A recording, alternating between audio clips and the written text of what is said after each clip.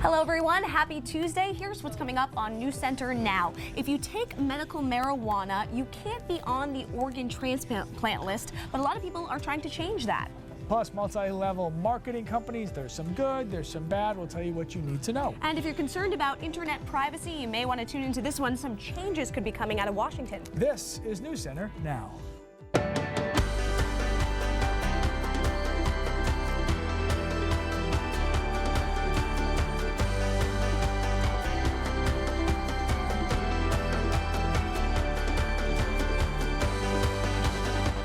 This is a big deal to me. I've been waiting. I wish people could just understand how sick you are on dialysis and you have the life-saving thing is right there, and yet you can't reach it.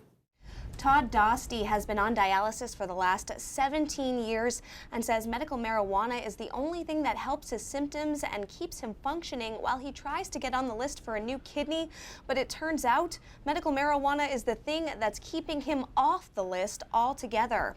Good evening, everyone. Welcome to News Center Now. I'm Jessica Gagne in for Amanda Hill tonight. And I'm Lee Goldberg. A lot of people talking about this because as it stands right now, if you use marijuana in any way, prescribed or not, you cannot receive a transplant through the transplant program at Maine Medical Center. Hospital officials say it's because of the risk of the patient contracting aspergillosis. That's an illness caused by a fungus sometimes found on marijuana plants, among other places. But some advocates and lawmakers are hoping to change that rule. Yesterday, members of the legislature heard testimony in support of a bill that would stop hospitals from rejecting potential organ recipients just because they use medical marijuana. Todd Dosty knows firsthand what it's like to be constantly sick and struggle through the simplest tasks. He says his medical marijuana helps him eat and feel good enough to enjoy work and coach softball. He says he shouldn't have to choose between that quality of life or the chance to have life-saving surgery. And we need this to change. We need this to stop. And it's not fair. It's not fair. I'm not hurting anybody. All I'm doing is living my life and doing the best quality life. Like I said, if they would rather have me be on food stamps, living off the state, being on welfare, then take my card away, make me sick, and let me go stay in my house and sit behind my shade all day and do nothing because I can't do anything because I'm too sick. Like what are the choices? In a statement, Maine Medical Center officials say for patients whose immune systems have been compromised during the transplantation process, aspergillosis can be a life-threatening infection. The Maine Transplant Program conducts a periodic review of its policies and makes revisions that are based on clear evidence-based standards that take into account patient safety and the viability of transplant success. They also said those who are removed from the transplant list due to medical marijuana use but are then requalified to go back on the registry do not go to the bottom of the list. They are prioritized based on how long they have been on dialysis.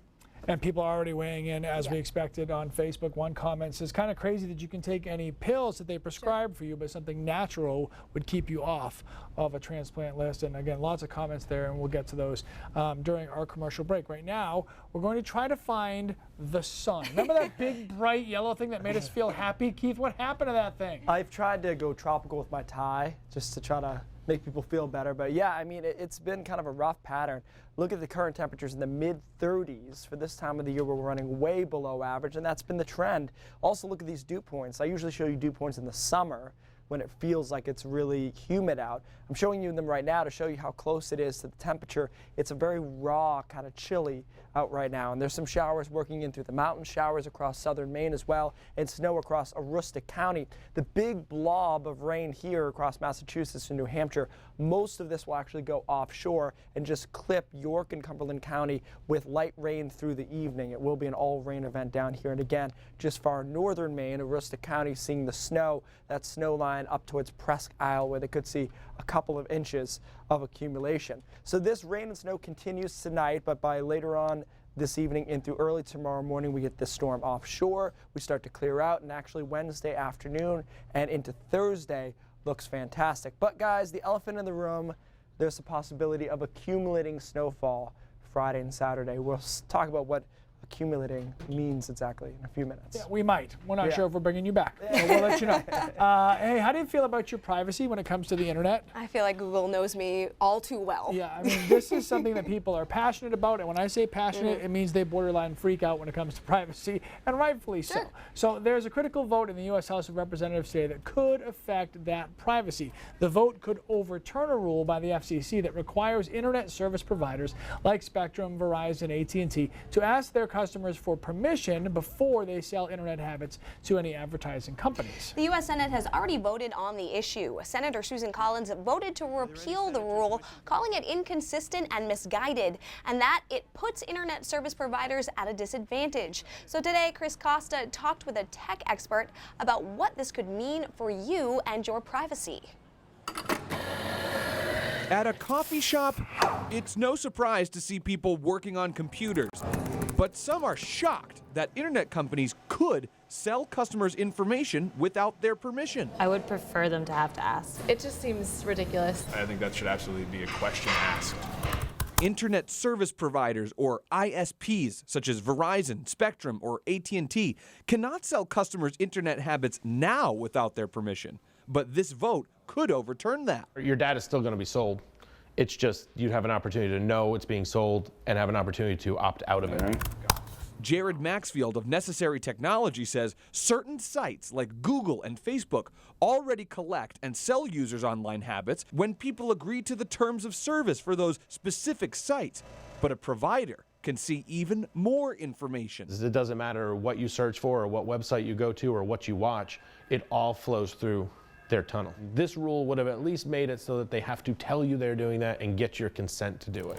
Your activity, booking flights, banking, health questions, even online shopping or dating is used to present ads that are most relevant to you. If you really think about the things we search for, they're personal and it's about you. And it's not information we readily share, but all of a sudden it can just be and is being compiled and sold.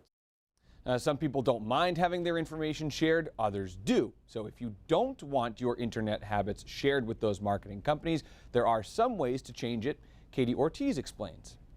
Depending on the browsers that you're using, there are options that allow you to basically go dark. So if you're using Google Chrome, you can open a new incognito window. Internet Explorer, however, allows you to turn on in-private browsing and tracking protection. Safari has a private window you can open. These are just a few examples. There are also ad blocker extensions that you can add to your browser. So what these settings do is that they help limit cookie collection from third parties and also helps prevent the browsers that you're using and the websites that you visit from knowing what you're doing online. However, ISPs and internet service providers still can oversee everything. Unfortunately, there is no easy, simple, consumer-friendly way to evade ISPs, but there is a way. You can set up a virtual private network or a VPN. You can also download browsers that are very private and very anonymous, like Tor, that allow you to go into the deep web untraced. Now, if you have some extra time and want to look at these options and see if that's something that you want to look into, we'll have all of that information on our website. So really, really interesting to kind of learn how this works a little bit. And one thing that Jared told us a little bit about that I thought was interesting was that sometimes the information, it's just your habits, not necessarily your social security card or your credit card numbers, but it's more the fact that they can say, okay, based on your location, in some cases they could change the price of like a flight depending on where you live. So it's interesting. And It's that's good, not the but case. it's that whole perception of the big brothers watching, and it's just like, people are worried about their identity being stolen. There's so many scams out there that if you hear the word privacy, you're like, don't be looking at my stuff. I think that's why people get a little weary or leery about it, rather. It explains why cat videos keep coming up on my page, though, so yeah. So there's that. Cool. All right. Thanks so much, Chris. All right, speaking of the internet, when you're scrolling through social media, you ever see those people who are selling products online? Makes it look like it's so easy to make money. We'll show you how those companies work and whether you should hop on board. That's coming up next on Now. If you had asked me 10 years ago if I'd be in sales, I'd say never. You've probably seen the posts in your Facebook feed. It Works, Beachbody, Roldan & Fields, Arbonne, just to name a few. They are multi-level marketing companies, and chances are pretty good that you know someone who's selling the products and often promising some big returns if you join their team. It is a multi-billion-dollar industry, but how does it work? And how do you know if it's a right path for you? Avon calling. Forget the house calls. Hey, it works, go-getters. Here you go. One Greenberry Shakeology. Now it's the social media blitz.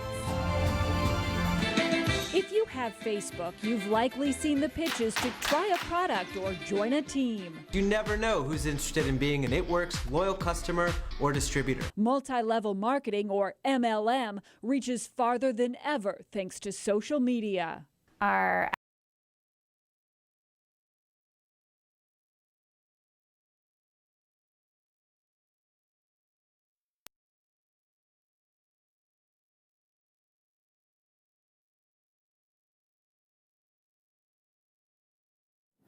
Okay, clearly we had a little bit of difficulty with that package there, but we're going to try and get it back up for you. We'll certainly put it online. The idea is basically, bottom line, when you talk about all these companies, research really is the key with this. You have to, if this is right for you, find a product that is something that you love, because you have to keep in mind you're often selling to family and friends in this particular case. It can definitely be a case of good supplemental income, though, if it is something that's right for you. I mean, I think the key is at the end of Adrian's story, which you didn't get to see, but you will when you watch it on our website, is just do some research. You know, if you do some due diligence and some research, this could be something that works out for you. Maybe it does, maybe it doesn't, but either way, look into it. That's the key. And you know, this industry has taken a lot of flack just because pyramid schemes are often, you've seen the shape. I mean, it is very similar.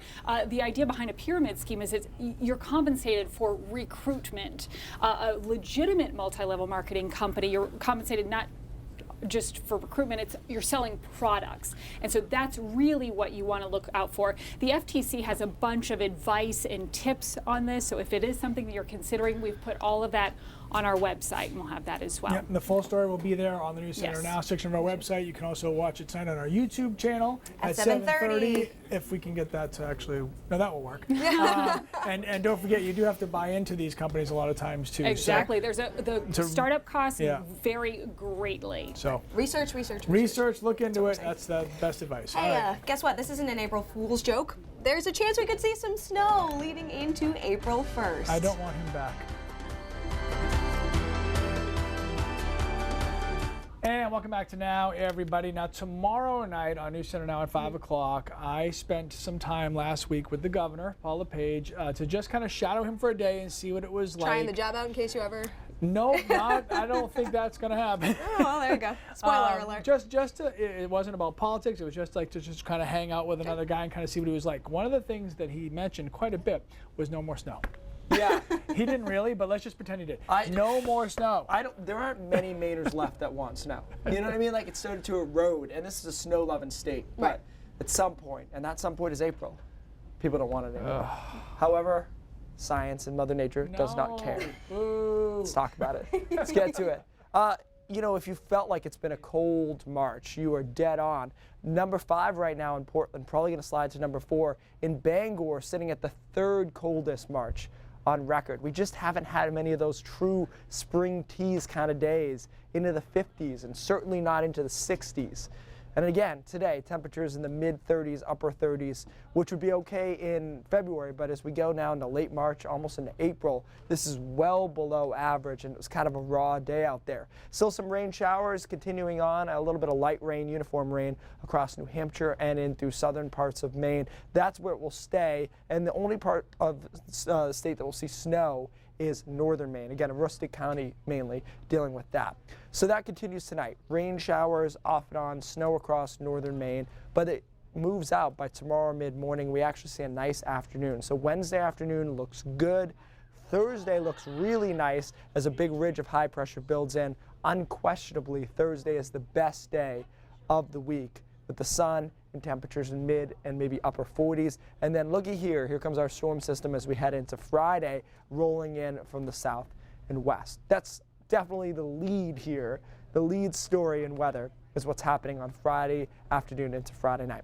So let's talk about the storm. It is going to be relatively far to the south, relatively kind of suppressed looking, meaning it's not a big, huge nor'easter with a bunch of winds with it. But what this is going to allow is for just enough cold air to sit in on the north side of this system to affect at least the southern half of the state. To me, it looks like the heaviest snow with this storm will fall over the southern half of the state, and then the rain-snow line will deter amounts a little bit here down across Massachusetts and parts of New Hampshire. This is not my official forecast. We haven't come up with an official forecast yet. That'll probably happen tomorrow, but just giving you a scope, an idea of what the computer models are trying to put out for snowfall amounts, putting out about 8 inches here over southern coastal Maine in through the mid-coast, 3 or 4 inches over the central and northern part of the state, and then maybe a jackpot in New Hampshire.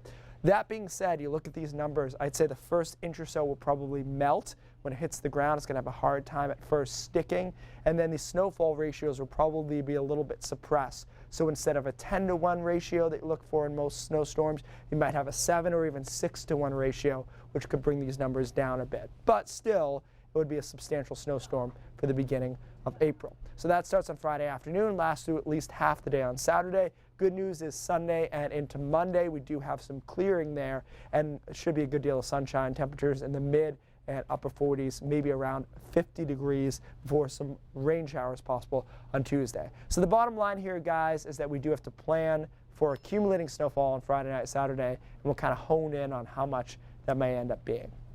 All right, thank you so much for that, Keith. Even Cindy Williams was booing you, Keith. Yep. We just had gasps. Tell us what's coming up at 5:30, although right now we're all just mad at Keith. So.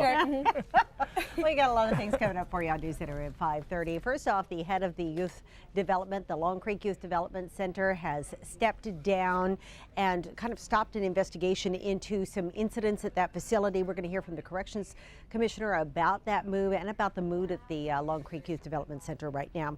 Governor LePage touts his welfare reform, says they're really working here. He wants to make them the law of the land. We'll tell you about that. And from local farms to your night out, we are celebrating all that restaurants do for the Maine economy. It's all coming up at 5:30. We love our restaurants. Yeah. I love food. Yeah. Let's go eat. But first, we'll take a break, and we'll be back with more now right after this.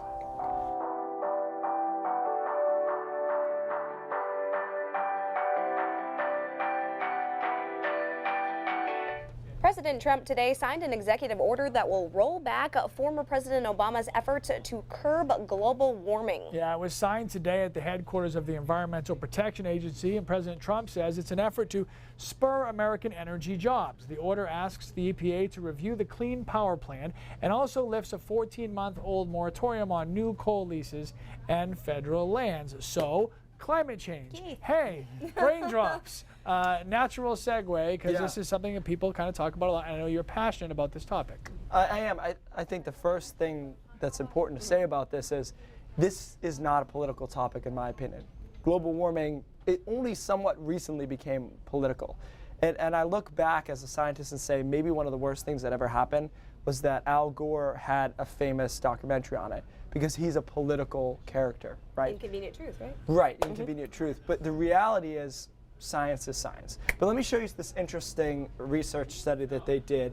Pew Research went out and they basically had people evaluated by a test on their scientific aptitude, okay? So low, medium, and high, based on their ability to answer these questions about science. And so I probably, in theory, would be medium to high, depending. And then kind of just the average person who's not that into science would be low. You can say it. It's me. It's not you. It's not you. So what they found was they ranked people, and then they asked them their opinions that rising sea levels erode beaches and shorelines. And so what you found is that it was divided by what side of the aisle you were on. So Democrats increasingly were buying into global warming, so to speak, as they were more educated in science. See that here and here? But on the Republican side, even highly educated in science people still didn't buy into the science behind it because it had become a political thing. So what you're seeing here is that people's politics are overriding the science. And so they can see it, they just don't want to believe it? I think that, look, there's a lot of jobs tied to this, and the problem is that the jobs that are being created by clean energy are not the same people that were left behind by coal mining, for example. And so there's a lot at stake here as far as that goes.